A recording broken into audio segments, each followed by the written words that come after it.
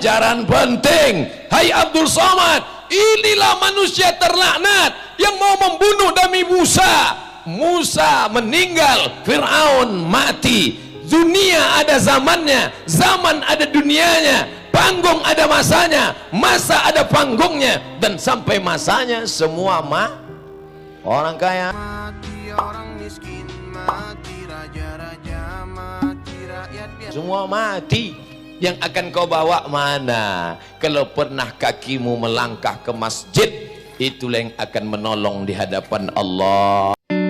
BM 1 UAS itu untuk pesan itu 20 juta Pak Ustadz. Hanya untuk apa? Hanya untuk prestis high style, supaya setiap orang yang lalu menengok. Ada rasa bahagia, ada kenikmatan tersendiri melihat orang menganggo. Ini penyakit. Penyakit apa? Penyakit suka melihat orang menganga. Bukan di situ letak kenikmatan hidup, anakku. Kenikmatan hidup adalah ketika kau bisa menutup mulut yang menganga. Bukan menengok orang menganga. Ketika nampak mulut menganga, kau tutup dengan nasi bungkus. Subuh ini kau bukan membuka mulut menganga, tapi kau menutup mulut menganga dengan memberikan santunan pada anak yatim. Kalau mulut berisi air, susah kita mau bicara, betul? Kalau mulut mau berisi air, susah kita mau bercakap, betul? Kenapa diam? Kenapa diam melihat kebatilan? Kenapa tidak bicara? Karena mulut sudah berisi air. Hari ini Abdul Somad masih lantang bersuara, hari ini masih keras bersuara. Kenapa begitu? Belum dapat. Nanti kalau sudah terdengar dia agak diam, tak berbunyi, sudah dapat itu. Oleh sebab itu, tetap lantangkan, tetap kumandangkan, pilih pemimpin politik yang peduli Islam. 14 juta penduduk Sumatera Utara 5 tahun ke depan. Sehari saja saudaraku, sehari saja kau salah, sekali kau salah, 5 tahun saudaramu akan merasakan kesalahan itu. Fatal, darah itu merah, jenderal. Mandiri, jangan lagi menggantungkan hidup pada orang tua. Pokoknya kamu besok harus mandiri. Telepon papa, mama, halo babe, halo ayah, halo papa, tolong jangan kirim belanja bulan ini. Coba di Surabaya ini kalian hidup sebulan tanpa kiriman orang tua, bisa enggak? Kuliah pagi, pulang kuliah kalian cari tempat dorsmer, cuci motor, cuci mobil. Bisa saya daftar di sini Pak? Bisa, tapi gajinya 3 bulan sekali. Baru kalian tahu sulitnya. Nanti setelah itu insya Allah kalian akan lebih sayang pada orang tua. Selama ini kenapa? Karena setiap susah passwordnya tinggal 3 huruf. Pak, Ma. 98 saya berangkat ke Mesir, 2002 saya pulang, sekalipun saya tak pernah minta uang sama orang tua. Sampai orang tua saya bingung, ini masih hidup apa udah mati? La yu'minu, kamu tak beriman, hatta yuhibba li akhi, sampai kau sayang pada saudaramu, ma yuhibbu li nafsi, sama seperti sayang pada diri sendiri. Islam tidak mengajarkan kita merasa pintar, tapi Islam mengajarkan kita pintar merasa. Pintar merasakan perasaan orang lain. Rasa ini lembut. Lam ya'rif man lam yadhuq. Siapa yang tak pernah merasakannya dia tak tahu isinya. Jangankan merasakan hati orang, merasakan benda materi saja belum bisa kita. Merasakan manisnya kopi aja kita belum bisa. Merasakan nikmatnya teh aja belum bisa. Merasakan bagaimana indahnya lukisan abstrak aja belum bisa. Apalagi merasakan perasaan orang lain. Oleh sebab itu mesti ditajamkan. Islam ini hebat, ditajamkannya dengan lapar. Lapar, lapar. Supaya apa? Supaya kau rasakan bagaimana itu lapar. Setelah kau rasakan, maka kau akan bisa merasakan perasaan orang lain. Apa kata orang kaya dengan mobil baby Benz di atas jalan tol? Ketika itu dia sedang sendirian, nampaknya petani sedang panen di tepi jalan tol. Apa kata dia? Oh, enaknya jadi petani, siang-siang makan dengan anak bini di tengah pondok ladang. Sementara aku sendirian, sudah lama tak menikmati kebersamaan. Kata si orang kaya menengok petani yang sedang makan di tengah sawah. Apa kata si orang petani di tengah sawah? Enaknya kalau punya mobil mewah ada foreigner. Jadi sebenarnya kebahagiaan adalah ketika melihat orang lain merasa dia lebih bahagia dari kita. Padahal kalaulah petani itu bersyukur dengan keberadaannya, kalaulah yang kaya itu bersyukur dengan nikmat Allah, dengan itu dia bisa berbuat beramal soleh. Tentu dia tidak akan mengeluarkan sumpah serapah caci maki kepada Tuhan dan menjadi makhluk yang tidak bersyukur. Orang yang marah adalah orang yang ingin membalaskan kerisauannya kepada orang lain tapi tidak tersampaikan, akhirnya mental ke dirinya sendiri. Orang yang marah itu menyiksa dirinya. Oleh sebab itu maka melebur. Marah itu seperti garam yang melebur di dalam air, larut bersama sabar sehingga dia hilang. Ambil air panas, masukkan garam atau gula, campurkan, hilang dia. Jadi tidak disimpan. Ada orang-orang yang mengatakan dia sudah memaafkan tapi dia simpan. Kamu sudah maafkan Bapak Bulan? Sudah, Pak. Kenapa tadi selesai sholat Idul Fitri nggak ke rumah dia? Saya memang udah maafkan dia. Tapi kalau untuk bertamu ke rumahnya rasanya 2020 lah. Belum.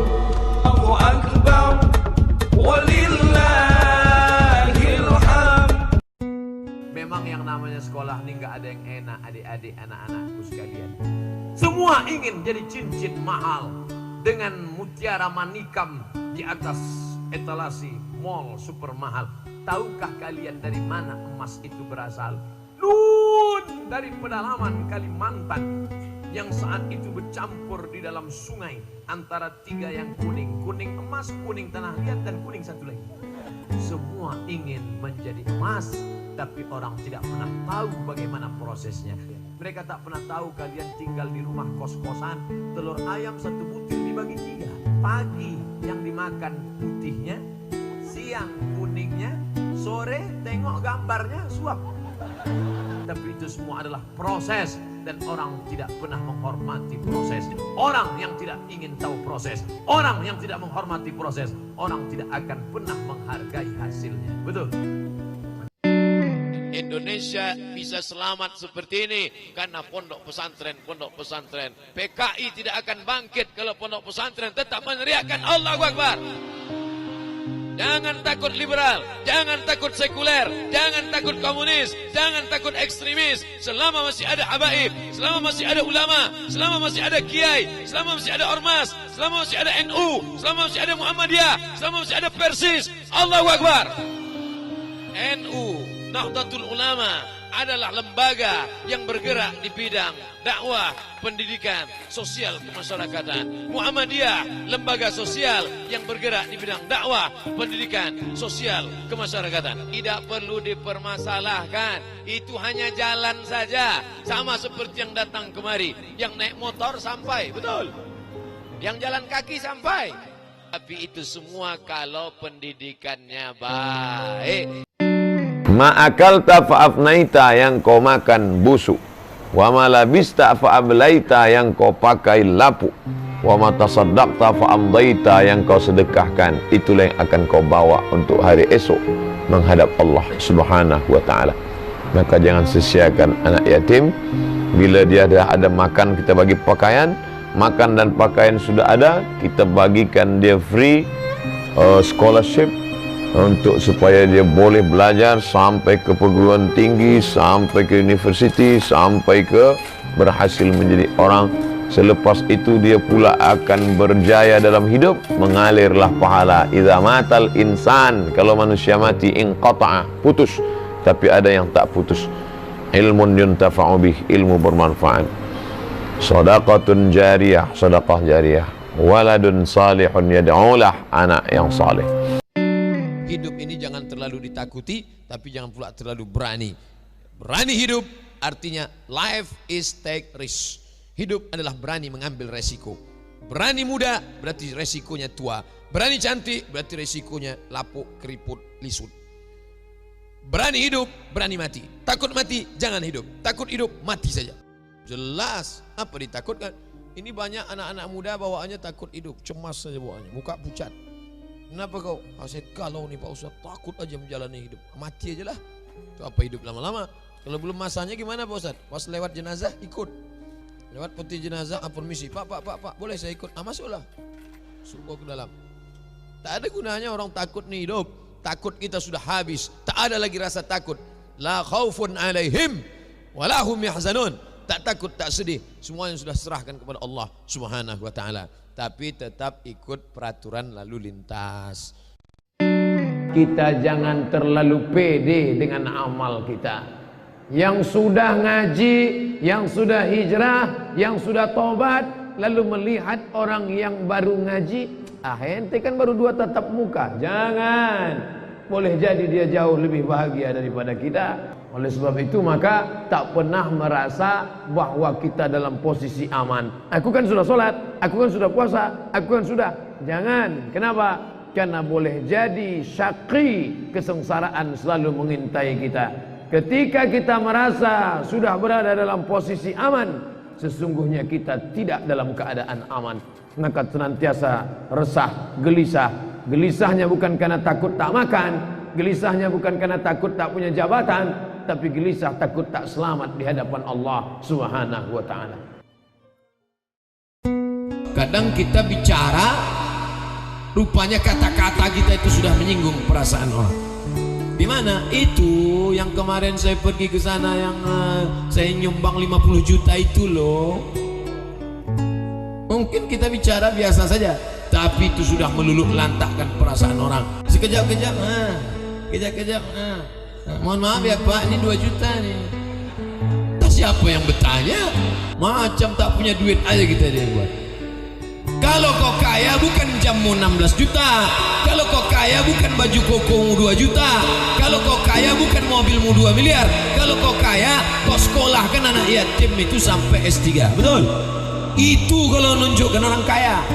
Bukan dengan menunjukkan pakaian aksesoris mahal, tinggal itu semua. Ustaz Somad tuh pandai ceramah aja, dia sendiri pakai cincin mahal. Enggak, ini dikasih orang. Kalau kau pandang karena hartanya, harta akan binasa. Kalau kau pandang karena sukunya, banyak orang yang dikeluarkan karena melanggar pantangan suku. Kalau kau pandang karena hartanya, kau pandang karena cantiknya, perempuan akan berubah. Betul? Yang dulu cantik 20 tahun yang lalu imut-imut, sekarang lisut. Dulu waktu dipasang lipstik masih melekat lagi. Sekarang lain lipstik, lain bibir. Jangan kau cari dia karena cantiknya. Karena perempuan itu tabiatnya macam bunga. Macam mana bunga? Kuntum, mekar, harum, wangi, layu, mati. Bunga yang tak layu cuma satu bunga plastik. Makanya banyak sekarang perempuan tak mau layu karena lakinya takut layu, akhirnya mukanya plastik semua. Alis mata, bulu mata plastik, lentik bukan main. Oh, ada orang bakar sampah layu. Tapi kau panjanglah karena keempat, walidiniha, karena agamanya. Kadang kita menghormati orang karena statusnya. Kalau yang datang ke rumah itu RW, keluar cappuccino. Kalau datang RT, teh manis tak bergula. Datang orang biasa, air putih pun tak nampak. Jangan muliakan orang karena statusnya, karena sampai masanya status akan hilang. Betul? Kau bersama dengan orang karena hartanya, harta akan binasa. Kau muliakan orang karena jabatannya, paling lama 5 tahun kalau tak datang KPK. Kau muliakan dia karena sukunya, berapa banyak orang dicabut kehormatan karena melanggar pantangan suku. Tapi muliakanlah dia karena sesuatu yang tak akan lekang karena panas dan tak akan lapuk karena hujan. Apa dia? La ilaha illallah. Muncul ucapan Muhammad Nasir. Apa kata beliau?